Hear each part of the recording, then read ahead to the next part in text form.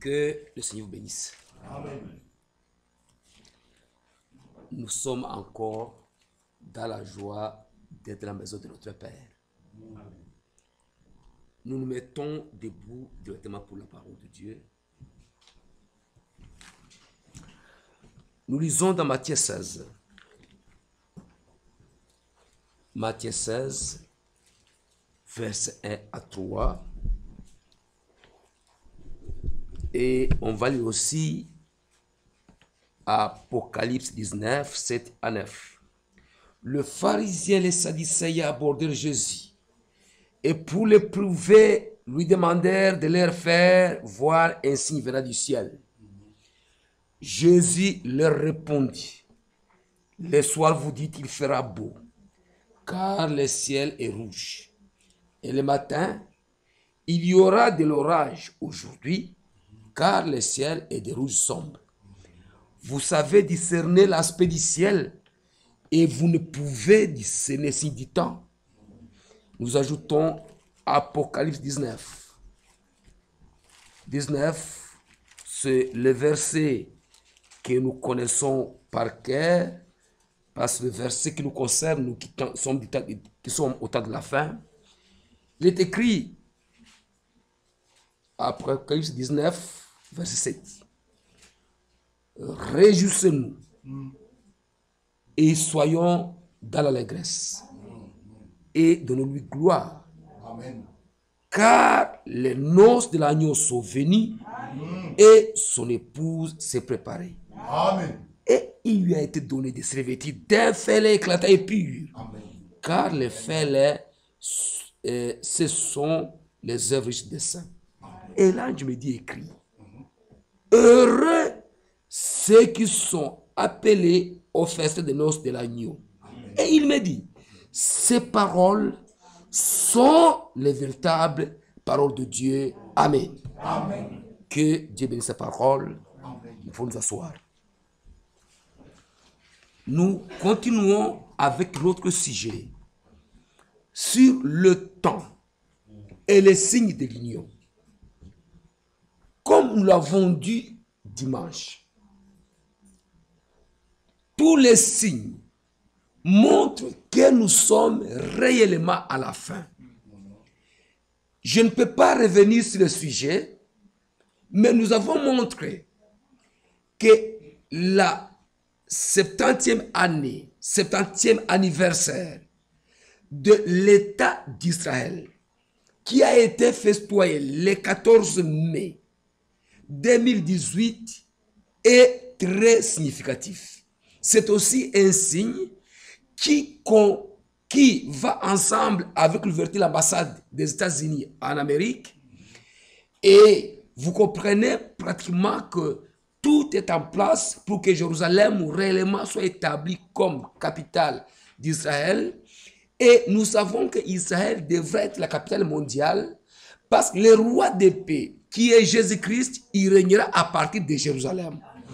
Quand le roi de paix règne à partir de Jérusalem, vous voyez que le décor est en train d'être planté pour préparer le millénium.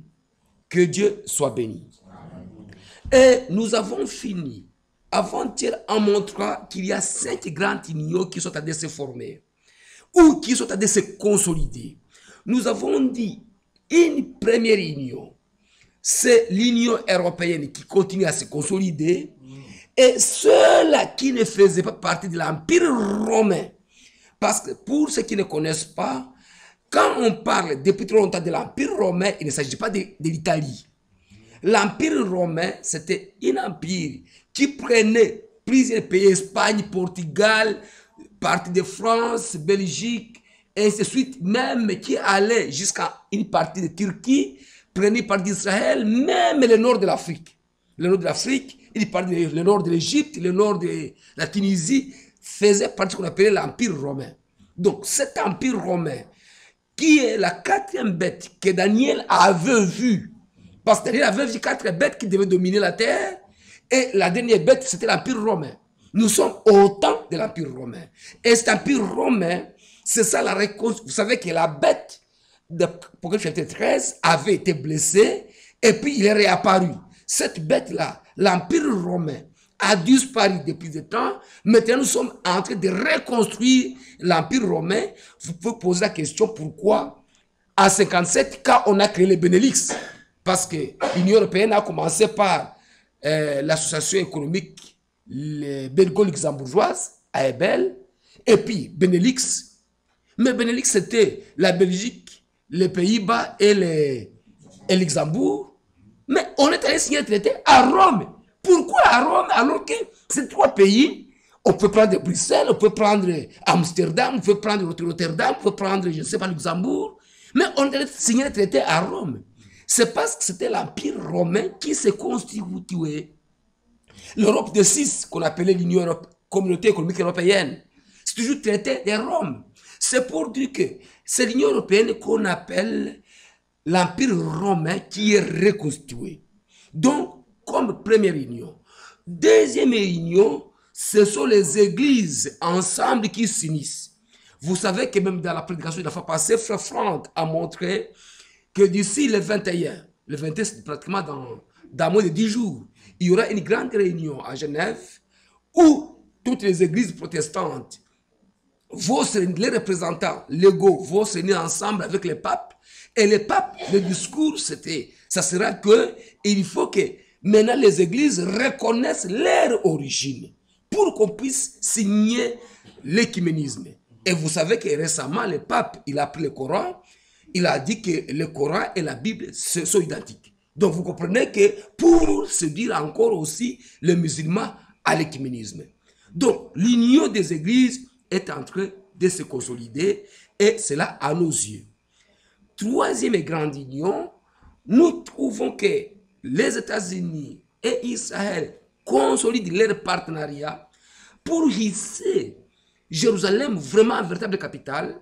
Et vous voyez que pour le moment de tractation, c'est de trouver comment l'Amérique peut appuyer aussi Israël pour arriver aussi à déplacer la capitale d'Israël. Ils ont la capitale administrative d'Israël qui se trouve à Tel Aviv, déplacer tous les bureaux administratifs à Jérusalem. Donc, c'est une démarche qui est en cours.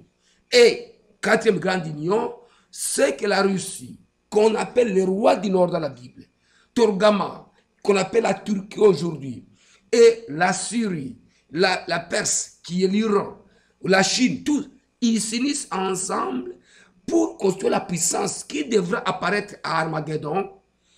Et vous savez, vous connaissez ça, je ne vais pas entrer dans la prophétie parce que nous risquons de perdre ce que nous voulons dire. Mais c'est ça, ce qui se passe. Mais c'est la cinquième grande union, c'est l'union de l'épouse. Et cette union de l'épouse, quand nous examinons la situation, c'est l'épouse qui est en train de rêver.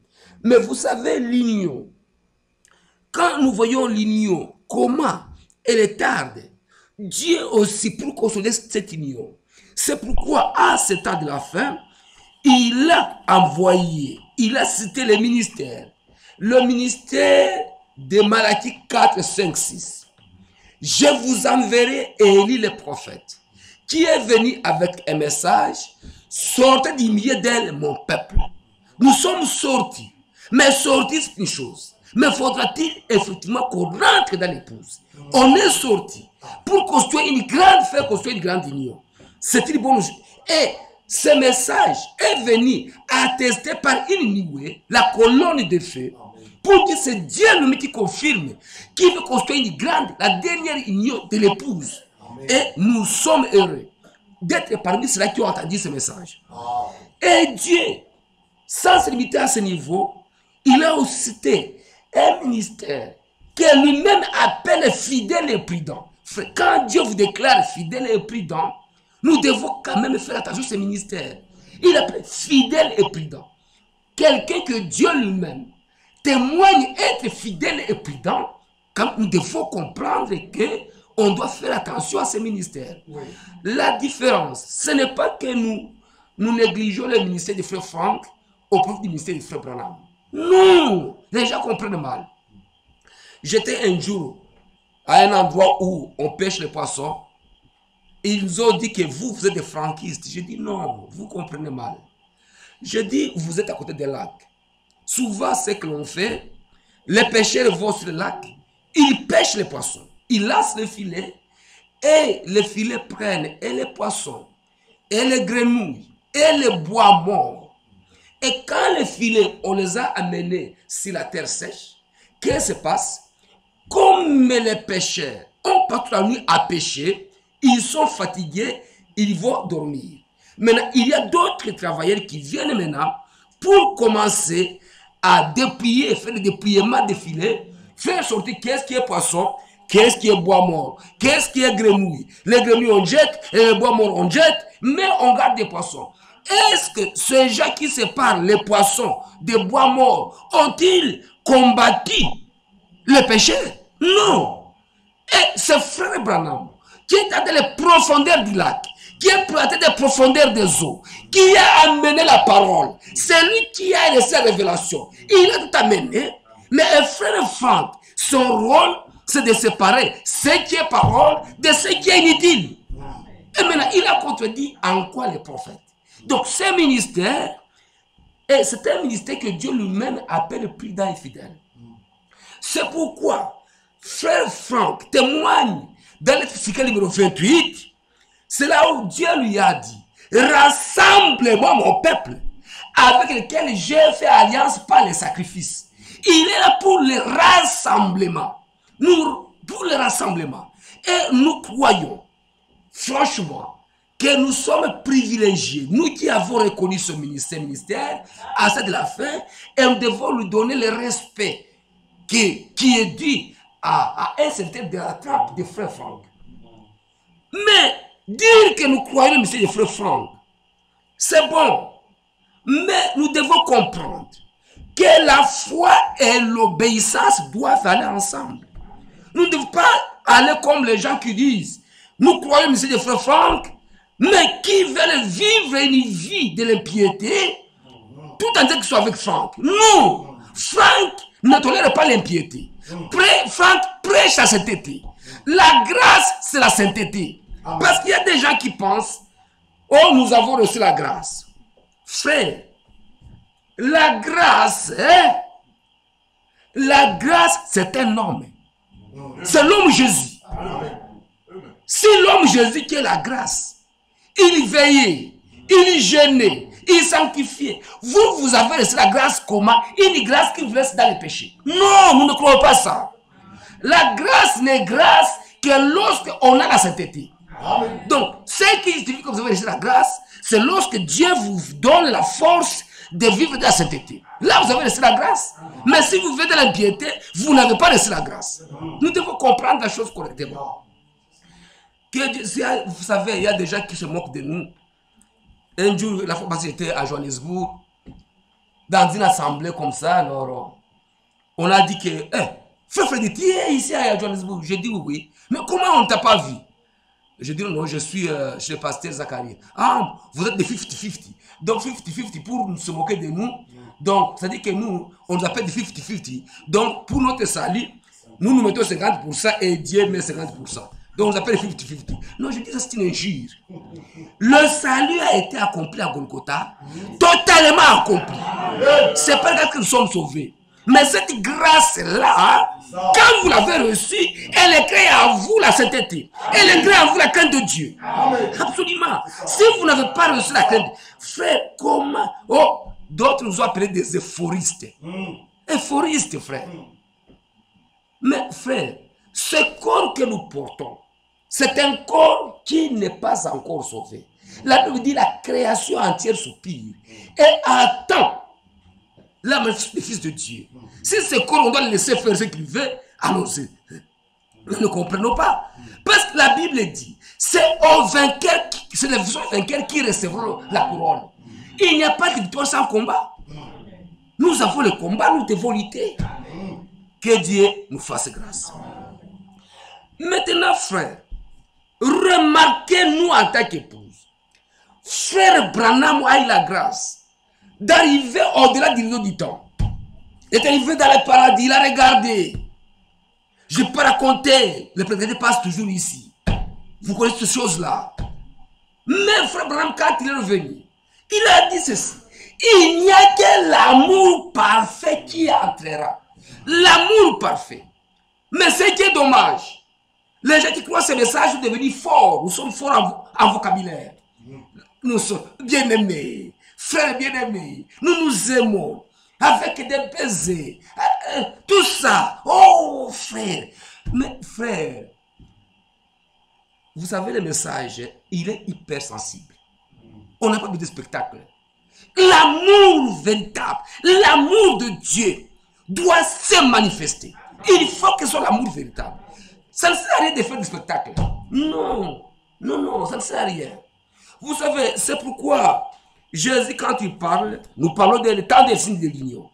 Dans Jean chapitre 13, Jean chapitre 13, Jean 13, vous savez, frère, nous devons comprendre que l'objectif final pour ce message, c'est qu'on ne peut pas manquer l'enlèvement. Frère, ce n'est même pas pour la prêche. Ce n'est pas que je puisse prêcher. Qui est capable de je prêche ou je ne prêche pas, je m'en fous. Ce qui est important, que je ne manque pas l'enlèvement. Frère, m'appeler serviteur, m'appeler ministre, m'appeler ancien. À quoi ça me servirait si je n'entrais pas? Parce que frère, nous avons oublié l'essentiel. Ce ne sont pas les honneurs. Oh, les honneurs, frère bien-aimé. Vraiment bien. Non, c'est bon. Mais, ce qui compte pour moi, que je ne rate pas ce grand rendez-vous. C'est ce qui est très important. Autre chose, frère, ce n'est pas assez utile. Ce n'est pas utile. Moi, je disais un jour au pasteur Boumba, je disais, frère, c'est le jour que vous verrez que je ne suis pas vraiment à la hauteur de faire même l'ancien dans mon église. Frère, ne vous posez pas beaucoup de questions. Ne posez pas beaucoup de questions. Dites-moi, frère, ah, tu es une c'est ça. Je vais laisser. Parce que moi, j'essaie une chose que l'enlèvement, j'y serai. C'est ce qui m'importe. Le reste des choses, frère. Argent, sans argent, véhicule, sans véhicule, m'appeler ancien ou frère. Ça m'est égal. Ce qui est important, que je ne manque pas. C'est ça la chose la plus importante. Et c'est pourquoi, mon frère, dans Jean 13, il est écrit au verset 34, nous devons, frère, je ne voudrais même pas parler très fort, je voudrais que vous compreniez, nous voulons qu'on descende encore, qu'on revienne ici la chose essentielle, que nous ne manquions pas ce qui nous a amenés ici. Amen. Vous voyez, nous avons dans Jean 13, au verset 34-35, c'est Jésus qui parle, il dit, je vous donne un commandement nouveau. Aimez-vous les uns les autres. Comme je vous ai aimé. Vous aussi aimez-vous les uns les autres. À ceci tous connaîtront que vous êtes mes disciples. Si vous avez de l'amour les uns pour les autres. Amen. Nous devrions nous aimer réellement. Et Pierre ajoute, Pierre, dans 1 Pierre chapitre 4, nous n'apportons pas des choses nouvelles. C'est la même parole que vous prêchez, que vous écoutez. 1 Pierre chapitre 4. Mais qu'est-ce que je voulais montrer? 1 Pierre 4, au verset 8, il dit ceci. Avant tout, ayez les uns pour les autres une ardente charité. Maintenant, suivez. Car la charité couvre une multitude de péchés. Si on a l'amour véritable, frère, l'amour véritable vous ferme les yeux contre le péché de l'autre. L'amour véritable vous ferme les yeux contre le péché des autres. La fois passée, quand j'étais ici, j'avais utilisé encore cette phrase. Je me souviens très bien, je dois avoir dit ici. Frère, le Saint-Esprit ne vous montrera jamais le péché de l'autre. Le Saint-Esprit vous montrera vos propres péchés. Et le contraire, le diable ne vous montrera pas vos propres, il va vous voiler pour ne pas voir vos propres péchés. Mais il vous montrera les péchés des autres. Chaque fois que vous regardez les péchés des autres, ce ne sont pas les yeux du Saint-Esprit, ce sont les yeux du diable. Quand vous voyez vos propres péchés, ça c'est le Saint-Esprit. Mais si chacun peut mettre sur les tests, tu vas voir que tu vois beaucoup les péchés des autres. En voyant les péchés des autres, ça montre que tu es conduit par les démons. Mais non, frère, nous vous allez à l'enlèvement. Non, non, non. Ceux qui sont conduits par cet esprit sont les enfants de Dieu. Mais malheureusement, nous ne prenons pas ça au sérieux. Frère Franck et Dieu nous disait, frère, chaque fois que les frères ont beaucoup de temps à s'occuper des péchés des autres, il manque de temps pour s'occuper de leurs propres péchés. Parce que vous êtes occupé au péché des péchés. Mais les péchés de Michel, ça me fera quoi? Le salut est individuel. Amen. Si Michel ne va pas, que moi j'aille. Où est le problème? Frère, si vous ne voulez pas aller, laissez-moi aller. C'est ça. Donc, le salut est individuel. Donc, ça veut dire que je dois lutter pour ma propre vie. Mais nous, non, on n'est plus préoccupé par les péchés des autres. On devant ses propres péchés, mais on a toujours le regard vers l'autre. Que Dieu nous fasse grâce. C'est pourquoi, mes frères, en réalité, nous devions nous aimer. Et nous aimer réellement. Nous respecter mutuellement. L'église véritable est fondée sur l'amour. Fondée sur l'amour. L'église, c'est un lieu de repos, un lieu de consolation. Vous savez, je peux lire cette écriture peut-être dans Philippiens chapitre 2. Philippiens chapitre 2, verset 1. 1 et 2. Si donc il y a quelque consolation en Christ, s'il y a quelque soulagement dans la charité, s'il y a quelque union d'esprit, s'il y a quelque compassion et quelque miséricorde, rendez ma joie parfaite. Et il y a un même sentiment, un même amour, une même âme, une même pensée. Les liens de consolation, c'est l'Église. Nous vivons dans le monde. Nous vivons dans le monde. Au service, il y a des critiques, il y a des calomnies, il y a des médisances, il y a toute forme de tracasserie. Dans le monde, quand on est chargé, vous savez, dans l'Ancien Testament, Dieu avait fait sa loi qu'on devait faire 6 villes de refuge. C'est dans Nombre 35. Lorsque vous avez tué quelqu'un et que vous fuyez, vous entrez dans la ville de refuge, vous étiez à l'abri des poursuites. Mais Dieu avait dit, mais si quelqu'un tue un homme par effraction, c'est-à-dire il tue un homme après avoir tendu des embûches, et puis il finit par tuer quelqu'un, il dit cet homme-là, même s'il fuyait à l'hôtel, il tient l'hôtel comme ça, vous l'arracherez et vous allez le tuer. Mais il y avait un lieu de refuge. Mais dans le Nouveau Testament, c'est dans l'église qui est le lieu de consolation. Nous devrions venir ici, car au loin des critiques, loin des calomnies, loin des accusations, loin des médisances. Quand vous arrivez à l'église, vous dites, ah, je suis maintenant chez mon Père. C'est là que David veut dire, dans Psaume 22, il dit, je suis dans la joie, quand on me dit, allons dans l'éternel. Parce que quand vous arrivez ici maintenant, c'est au milieu de frères, au milieu de sœurs, où on devait être en paix. On dit, enfin, je suis arrivé. Mais lorsque l'église n'est plus un lieu de repos,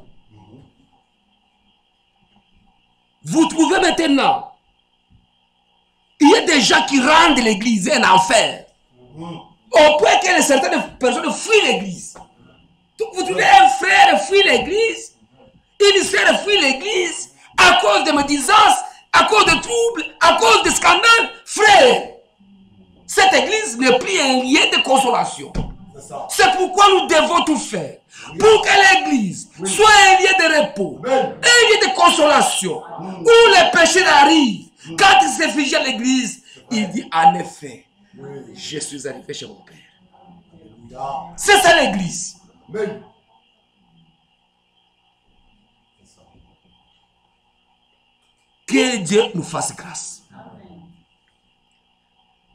L'église, les enfants doivent être soudés. Amen. C'est vrai. Beaucoup de gens peuvent dire, non, l'église, ça ne va pas. Moi, je vais vous dire autrement. Que l'église va bien. Oh, l'église va bien, oui. Pour Dieu, quand il parle de l'église, il ne regarde pas les 120 personnes qui se réunissent ici. Dieu, lui, il voit mon fils tel. Il regarde, ok, mon fils tel. Ok, mon fils tel, comme ça. Ma fille est telle, ok. C'est là qui sont des élus de Dieu. Quand Dieu lui regarde l'église, il ne voit pas comme vous voyez. C'est vrai. Dieu, vous voyez l'église en voyant la masse. Mais quand Dieu lui regarde, il voit les siens. Amen. Amen. Amen. Il ne se met pas en peine de tout le monde. C'est nous qui le mettons en peine de tout le monde. Mais Dieu, lui, ne se met pas en peine de tout le monde. Lui, il voit les siens. Si dans cette église, il y a 20 ou 30 qui lui appartiennent, et qu'il voit que, ok, ils sont en ordre, lui, il est content. Frère, ne pensez pas qu'à l'enlèvement, que l'enlèvement viendra pendant que l'église est en paix. Non. C'est pourquoi Frère Branham a prêché une prédication intitulée Les pasteurs lisses. Les pasteurs lisses, c'est une prédication de Frère Branham. Et cette prédication montre que ceci, les lisses, c'est une fleur spéciale. Elle ne pousse pas dans une bonne terre. Elle pousse dans un endroit marécagé. Il y a un marécage là. Et la fleur, elle bouscule dans la boue. Et quand elle sort sa beauté, vous trouvez que c'est merveilleux. Et l'épouse aussi sortira dans la boue de confusion. Mais malheur à ceux qui créent ces confusions. Malheur à ceux qui rendent l'église un lieu qui n'est pas de repos. Et vous devez savoir ceci. Mes frères, laissez-moi vous dire ceci. Mes frères, suivez-moi bien. Cet endroit, ce n'est pas un endroit comme tous les autres. Excusez-moi que je dise cela. Cet endroit n'est pas un endroit comme tous les autres. Cet endroit, vous voyez les 4 murs ici, des chaises comme les autres. Mais cet endroit n'est pas n'importe quel endroit. Non. Même ces gens que vous voyez ici, ce ne sont pas des citoyens comme les autres. Vous vous voyez comme des hommes, mais Dieu ne regarde pas comme ça. Dieu, il voit des esprits. Ce sont des enfants de Dieu, des enfants du Très-Haut. C'est pourquoi ces âmes ici, elles sont très chères. Les hommes qui ont amené Jésus, Dieu Tout-Puissant, apporte la chair humaine pour descendre, pour sauver ces âmes. Frères bien-aimés, Dieu tient ces gens avec une très grande valeur. C'est pourquoi, frères, nous devons les honorer. Amen. Nous devons comprendre et honorer chaque frère, chaque soeur. Amen. Nous devons honorer chaque frère, chaque soeur. Et les respecter. Amen. Ces gens déjà qui ont passage au service, mais ils laissent le service, ils viennent ici. Sont fatigués. Pour l'honneur de Dieu. Pensez-vous que c'est parce que à cause de la beauté du bâtiment? Non! C'est pourquoi nous devons les respecter. On ne doit pas gesticuler, faire n'importe quoi. Cet endroit, c'est un endroit très saint. Et c'est pourquoi, là où Dieu travaille, c'est un endroit où il y a la bénédiction et la malédiction. C'est pourquoi que Dieu nous fasse grâce quand nous venons ici, que nous venons ici pour avoir la bénédiction et non pas la malédiction. Ces hommes ne soient des hommes. Non, ces gens. Je vous dis franchement, vous voyez ces gens ici. Vous vous les gardez comme des hommes, comme vous voyez les autres sur la route. Mais Dieu ne les regarde pas comme ça. Non. Dieu ne regarde pas comme ça. Dieu, quand il voit des enfants de Dieu qui sont des esprits de Dieu. Il voit sa parole. Les paix que vous avez reçues, Dieu vous honore. Dieu vous respecte. Et c'est pourquoi nous, celui qui est de Dieu, il doit vous respecter. Il doit vous respecter.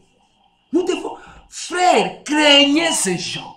Craignons ces gens. Ces gens, craignons-les. Cet espace, frère, craignez cet espace. Ce n'est pas un endroit de combat, ce n'est pas un endroit de discussion, c'est un endroit de paix, d'amour.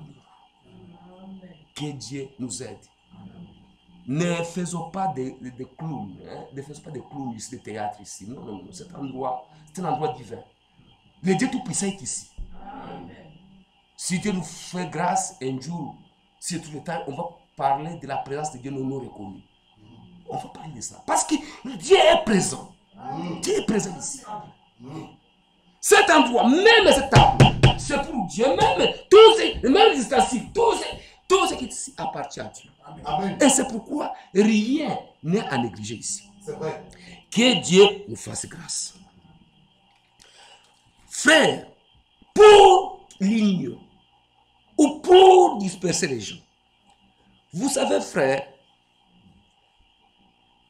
il y a un instrument qui fait souffrir les gens.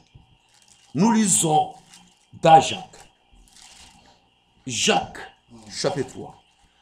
Frère, craignons Dieu, on a besoin d'entrer dans l'enlèvement.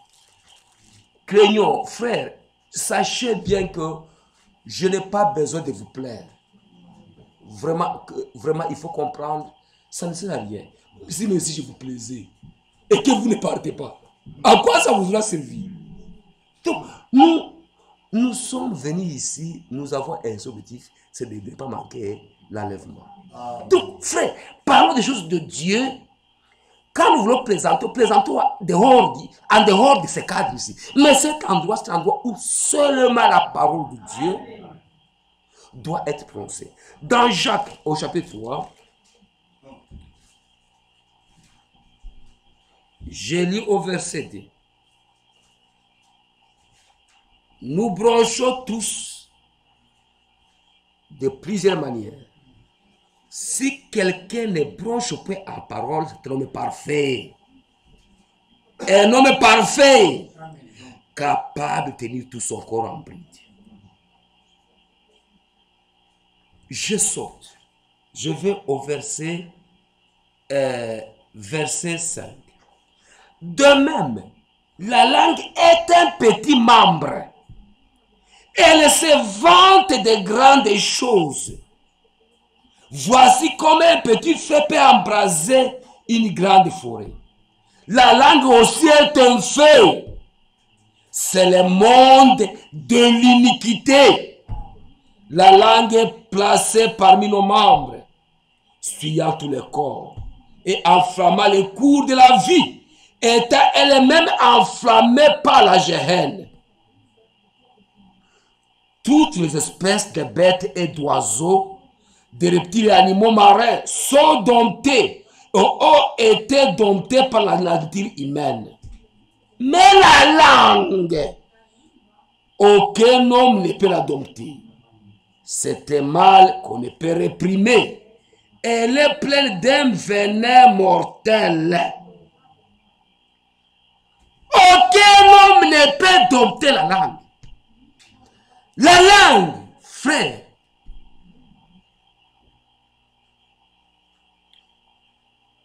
Papa Sylvain était à Goma, il nous a prêché ça, la langue. Ainsi est la langue. Il disait ceci. Il disait, vous savez la langue, Dieu a pris tous les organes. Il les a laissés à ciel ouvert. Mais la langue, Dieu a mis des barrières. Les dents d'abord, les dents, et puis les lèvres. Parce que Dieu savait que la langue, si elle était dehors, elle enverrait les gens en enfer. C'est là qu'il a mis des barrières. La langue, c'est un feu. Elle est pleine de venin. La langue. Elle me dit, personne ne peut la dompter. On peut dompter les lions, on peut dompter les tigres, on peut dompter les animaux. Mais la langue, personne ne peut la dompter. Personne. Et c'est la langue qui peut unir les gens. Vous savez, aujourd'hui avec les WhatsApp, tout ça, les Facebook, on peut créer une amitié entre un frère qui est en Australie avec un frère qui est à Bruxelles. Par la langue. C'est pourquoi la Bible dit, l'amour couvre une multitude de péchés. Maintenant, les péchés sont en train de voyager assez aisément par la langue. Un péché commis à Bruxelles, il est connu même aux États-Unis. Comment ça? Est-ce que Jésus ne fait rien? Pourquoi nous ne pouvons que répandre ce que le diable a fait? Mais ce que Jésus fait, personne ne dit, ne téléphone pour dire, vous savez, à Bruxelles, Dieu nous a bénis. Nous avons vraiment l'amour parfait. Nous sommes bien. Non, non, ça on ne raconte pas. Mais si tel a volé un livre de trouille, tout le monde entier saura. Que Dieu nous fasse grâce. C'est pourquoi, mes frères, la Bible va plus en disant, dans Proverbe 16, aucun homme ne peut l'adopter. Proverbe 16. Nous sommes en train de parler de l'union. Mais c'est la langue qui peut unir les gens ou la langue peut séparer les gens. C'est la langue qui peut unir les gens ou séparer les gens. Dans Proverbe 16, nous lisons au verset 23. 16, verset 23. 16, verset 23. On écrit ceci. Celui qui est sage de cœur manifeste la sagesse par sa bouche. Et l'accroissement de son savoir paraît sur ses lèvres. Pour dire que cet homme est sage, on regarde comment il parle. On voit le discours, cet homme est sage. La sagesse se montre par quoi? Par la parole, par la bouche. Je me souviens un jour, à l'époque de beaucoup de rébellions au Congo, j'étais dans une cabine d'une camionnette et je ne voulais pas qu'on me déplace pour mettre sur la carrosserie. J'arrive là où il y avait des militaires, des commandants, des chauffeurs. Il faut que ma femme trouve une place devant. Alors là, j'ai insulté. Alors, le colonel, c'est les majors là, ils passaient là où j'étais. Ils regardaient, je n'ouvrais pas la bouche. Ils passent, il peut dire pour toi quitte. Il regarde comment mon silence, si j'ouvrais la bouche, il allait savoir que je ne suis pas comme un pasteur, il allait me faire sortir. Et il a vu que ça n'allait pas. Il a fini par mettre sa femme derrière sur la carrosserie. Parce que j'étais calme. Donc, c'est par la bouche qu'on peut avoir quelqu'un qui est sage ou c'est insensé. Et au verset 27 du même chapitre, il dit ceci. L'homme pervers prépare le malheur. Il y a sur ses lèvres comme un feu ardent. L'homme pervers excite des querelles. Et le rapporteur divise les amis. J'aimais frère Bovic. On m'amène des nouvelles. Je commence à prendre distance. Celui-là a-t-il construit l'amour ou bien a-t-il séparé les gens? J'avais confiance à telle sœur. C'est qu'on me rapporte à ce sujet, je prends distance. Est-ce que tu as construit ou tu es l'instrument de Dieu ou du diable? Tu es un instrument qui sème la séparation, qui sème l'inimitié. Mais malheureusement, aujourd'hui, il y a des péchés qui sont devenus, auxquels les gens sont déjà habitués. Donc, c'est des péchés normaux. C'est pas grave. C'est pas grave. Et nous ne faisons que parler. Nous ne faisons que causer. Non. Non. Chaque parole est une semence. Bonne, une semence. Mauvaise, une semence. C'est pourquoi on doit garder chaque parole que nous prononçons. Nous devons voir. Est-ce que nous disons les gens? Est-ce que nous travaillons à l'union ou nous travaillons à la séparation? Voyez, il est écrit au verset 27. L'homme pervers prépare le malheur. Il ne ses lèvres comme un feu ardent. L'homme pervers des querelles. Et le rapporteur divise ses amis. Si je pouvais sauter à Proverbe 18 pour aller à mon but, Proverbe 18, 6 à 8, il est écrit. Les lèvres de l'insensé se mêlent aux querelles. La Bible l'appelle l'insensé. Et sa bouche provoque des coups. la bouche des insensés cause sa ruine. Et ses lèvres sont un piège pour son âme. Ses lèvres sont un piège pour son âme. Ah, c'est dire. Et Proverbe 21 dit ceci. 21 au verset 23. Il est écrit ceci. Celui qui veille sur sa bouche, sur sa langue, préserve son âme des angoisses. Frère, j'ai toujours dit ceci.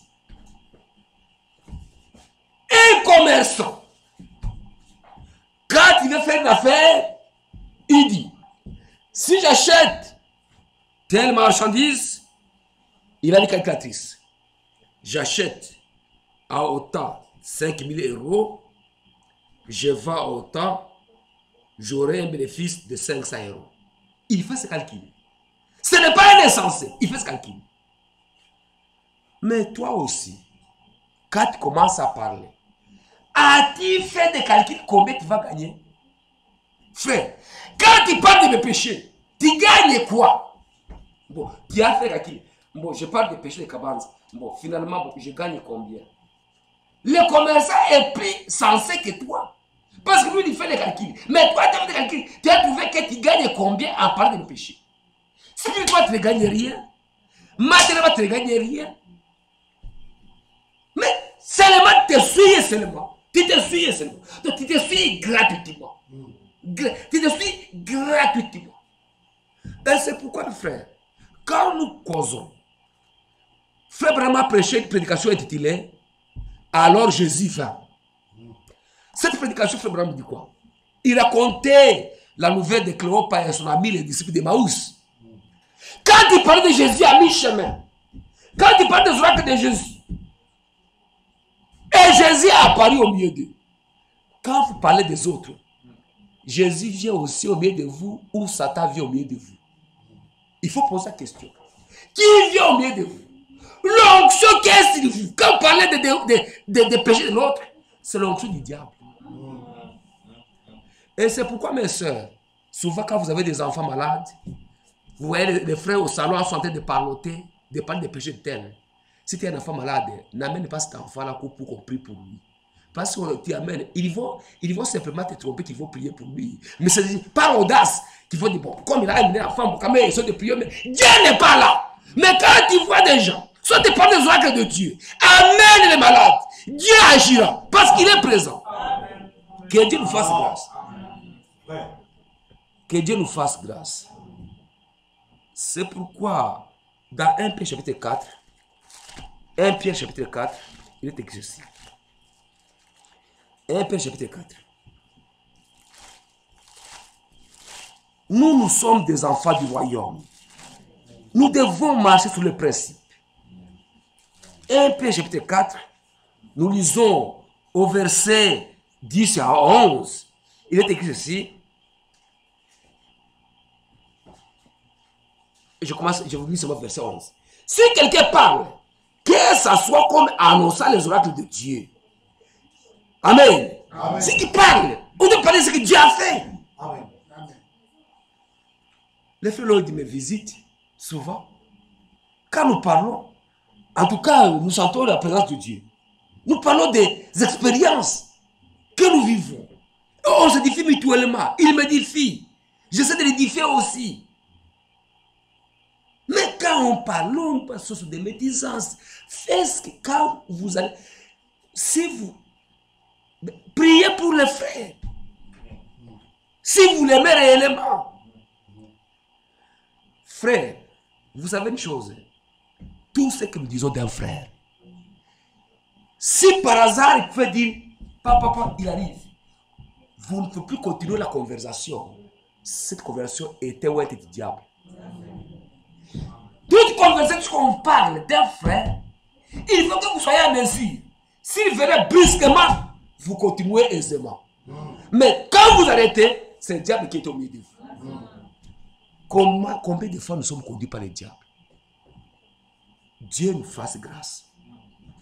C'est pourquoi, mes frères, dans Ecclésiaste chapitre 7, verset 1, Il est écrit ceci. Ecclésiaste, chapitre 7, verset 1. Ecclésiaste. Frère, nous allons au ciel. Pendant que le temps est avancé, mais nous continuons à faire encore, nous restons avec ces mauvais esprits-là. Non, non, non, préparons-nous à l'enlèvement. Si vous n'avez rien à faire, mettez-vous à genoux. 7 verset 1, Ecclésiaste 7 verset 1. Une bonne réputation vaut mieux que les beaux parfums. Amen. Amen. Une bonne réputation. Frère, lorsqu'on se vante mutuellement, l'un vante l'autre, frère, vous créez les liens. Mais, c'est pourquoi Frère Branham disait, pour tuer quelqu'un, ça ne demande pas de prendre un couteau. Tuer sa réputation simplement, c'est le tuer. Et ce que Jérémie dit, Jérémie 18, Jérémie 18, il dit clairement, Jérémie 18, il dit ceci, Jérémie 18, nous lisons au verset 18, verset 18, on dit ceci, ils ont dit, venez, complotons contre Jérémie, car la loi ne périra pas faute de sacrificateurs, ni le conseil faute des sages, ni la parole faute des prophètes. Venez, tiolez pas la langue. Tiolez pas la langue. Nous ne tiolons pas la langue et puis nous embrassons. Non, ces embrassements-là, ce sont des baisers de Judas. C'est des baisers de Judas. Si vous avez l'amour envers moi, vous n'allez pas me critiquer. Que Dieu nous fasse grâce. La langue, aucun homme ne peut l'adopter. Mais un seul, elle l'a adopté. Chez Jésus-Christ. Amen. Un seul âge, c'est Jésus-Christ. Et c'est là en qui Jésus-Christ se trouve. C'est pourquoi nous lisons dans Matthieu, dans Ésaïe 53. Ésaïe 53, Jésus seul a réussi. Et nous devons y arriver. Je ne vais pas en quitter notre sujet. Nous sommes dans le temps et le cycle de l'union. Dans Ésaïe 53, au verset 7, nous disons ceci. Jésus, il a été maltraité et opprimé. Il n'a pas ouvert la bouche. Semblable à un agneau qu'on mène à la boucherie. À une brebis muette devant ce qui l'attendent.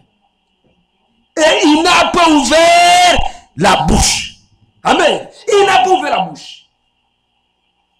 On l'a mené. On l'a accusé forcément. Il n'a pas cherché à se défendre. Il n'a pas ouvert la bouche. Non, on est calomnie. Non, on fait ça. Il n'a pas ouvert la bouche.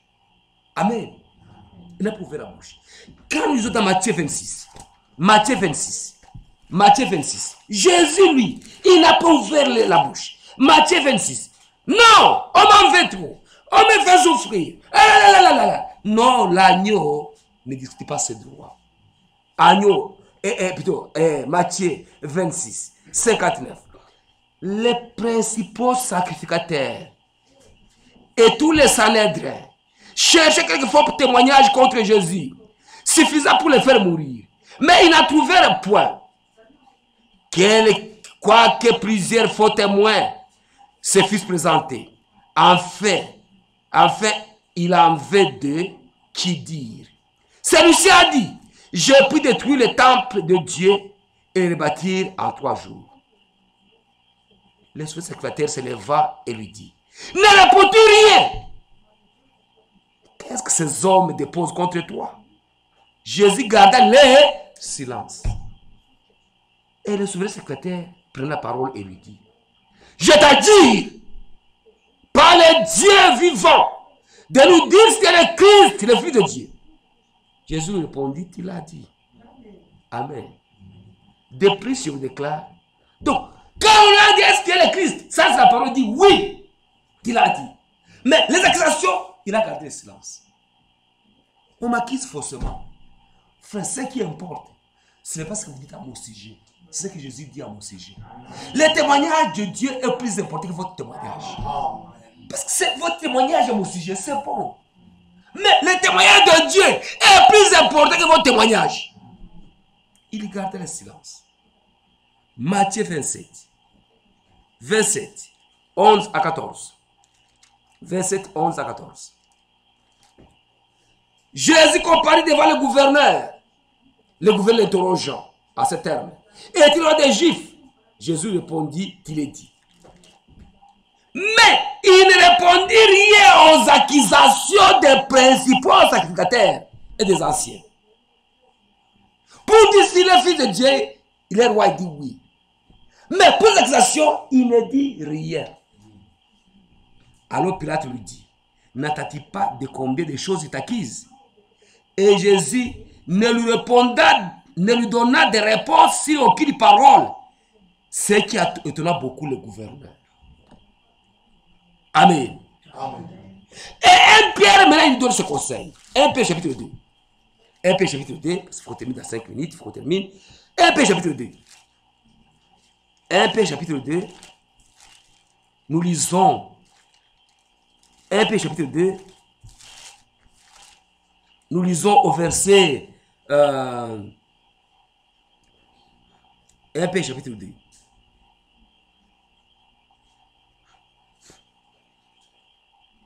Au verset 20.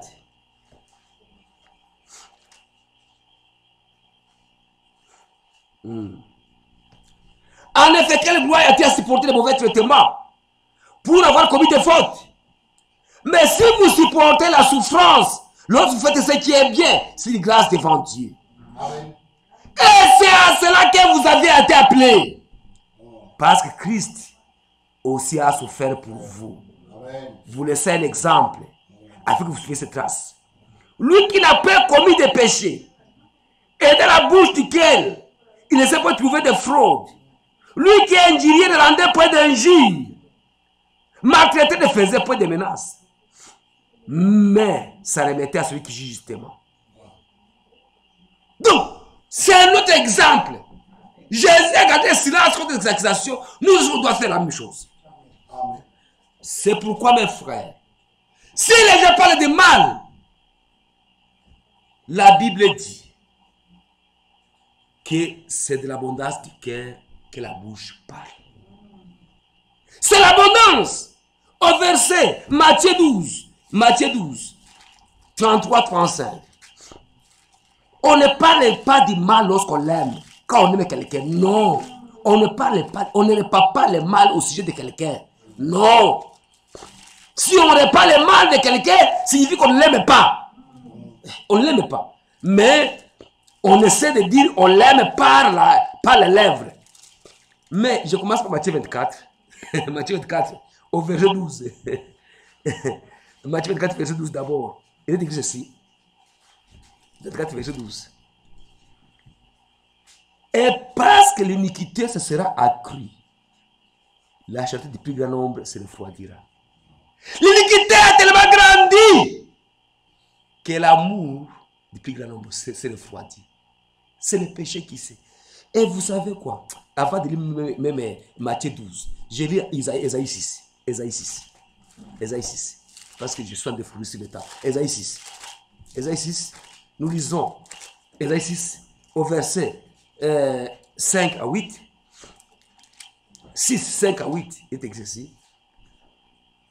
Alors j'ai dit, malheur à moi, je suis perdu. Car je suis un homme dont les lèvres sont impures. J'habite au milieu d'un peuple dont les lèvres sont impures. Et mes yeux ont vu le roi, l'Éternel des armées. Mais l'un des séraphins vola vers moi. L'un des séraphins vola vers moi, tenant à la main une pierre ardente qu'il avait prise sur l'autel avec des pincettes. Il a touché ma bouche et dit, ceci a touché tes lèvres. Ton iniquité est enlevée et ton péché est expié. Oh. Quelqu'un, c'est la lèvre qui était impure. Mais le séraphin a pris une braise ardente. Il a touché sur ses lèvres. Mais il dit, ton iniquité a manifeste par quoi? Par les lèvres. Les lèvres montrent ce qui est dans ton cœur. Amen. C'est pourquoi, mes frères, dans Matthieu chapitre 12, Matthieu 12, il est écrit, Matthieu 12, comme je viens de le dire, au verset 33, 35, 12, 33, 35, il est écrit ceci, 33, 35. Ou dit que l'arbre est bon et que son fruit est bon. Ou dit que l'arbre est mauvais et que son fruit est mauvais. Car on connaît l'arbre par les fruits. Race de vipères, comment pourriez-vous dire de bonnes choses méchantes comme vous l'êtes?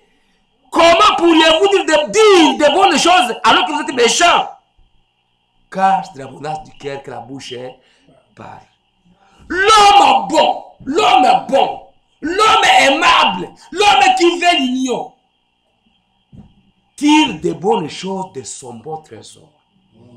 Et l'homme méchant, l'homme qui disperse, l'homme qui ne veut pas l'amour, l'homme qui ne veut pas l'union, tire de mauvaises choses de son mauvais trésor. Quand vous parlez, on comprend que vous n'aimez pas les sincères, vous n'aimez pas les frères. C'est la vérité. C'est pourquoi, mes frères, je pouvais bien lire une citation peut-être de frère Franck. Je lis seulement pour terminer. L'article numéro 19. À la page 2, frère Franck dit ceci. À l'heure de l'épreuve, c'est Franck qui parle. 19 page 2. À l'heure de l'épreuve la plus grande, Satan est même venu à Christ avec la parole de Dieu. Satan est venu à Christ avec la parole de Dieu. Lui qui était la parole. Cependant, son intention était de le terrasser.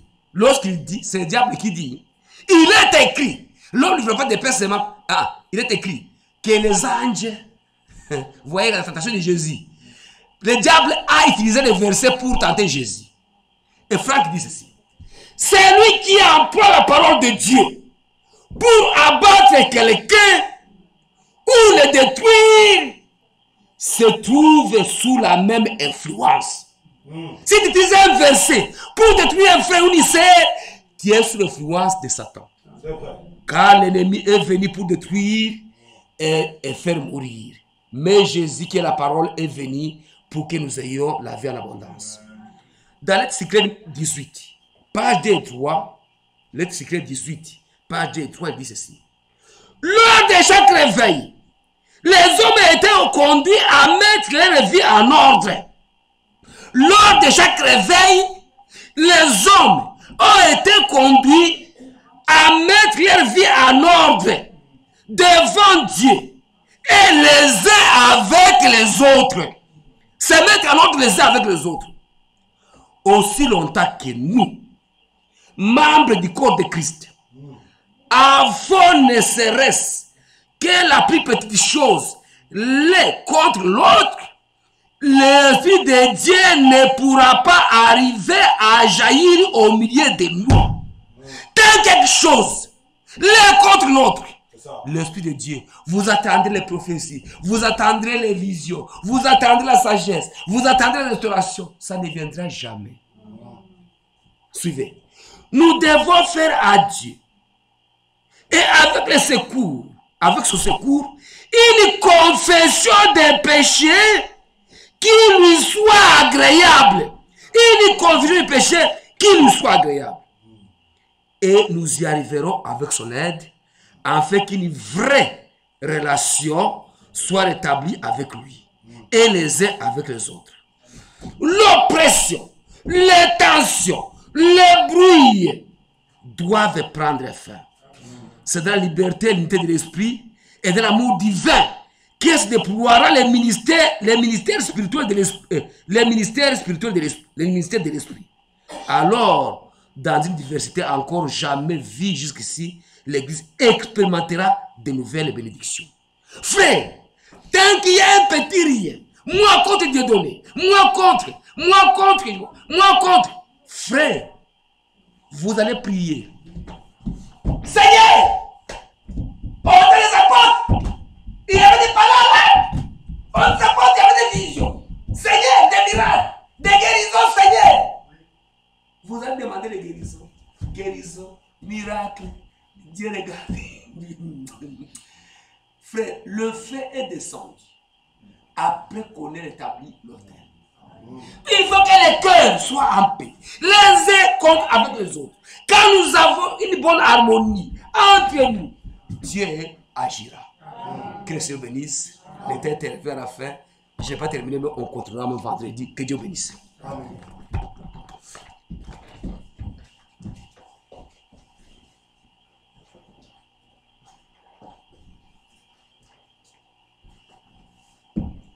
Que Dieu nous bénisse. Amen. Avant de prier, prenons nos carnets.